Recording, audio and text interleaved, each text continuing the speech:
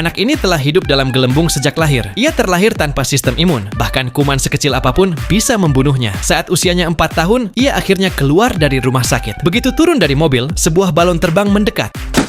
Ibunya langsung meletuskannya dan melempar balik karena tak membiarkan apapun yang mengandung bakteri mendekati anaknya. Anak itu kemudian tinggal di sebuah istana gelembung. Di sana ada sepasang sarung tangan karet dan orang lain hanya bisa menyentuhnya lewat sarung tangan itu. Ibunya memotong rambutnya setiap hari dan mengajarinya membaca. Ia bahkan memberinya bintang kecil sebagai hadiah. Makanan sehari-hari anak itu hanyalah biskuit dan semuanya harus disterilkan dengan uap. Terkadang anak-anak tetangga datang untuk mengejeknya. Mereka bahkan melempar batu ke arahnya. Jadi sang ibu menyambut mereka dengan penuh kehangatan menggunakan pistol air. Dalam hidup yang monoton ini, anak itu tumbuh besar dan perlahan mulai merindukan dunia luar. Suatu hari, ia melihat seorang gadis cantik. Hatinya pun tersentuh. Sejak saat itu, ia sering pura-pura membersihkan kaca hanya untuk mengintip gadis itu. Dan si gadis pun menyadarinya. Karena penasaran, gadis itu datang mengunjungi rumahnya. Ia melihat tabung besar itu dan terkejut. Gadis itu mengikuti tabung sampai ke lantai 2. Melihat gadis itu untuk pertama kalinya, pria itu begitu gugup hingga tak bisa bicara. Setelah gadis itu pergi, dia benar-benar jatuh hati. Sejak saat itu, mereka menjadi teman dekat.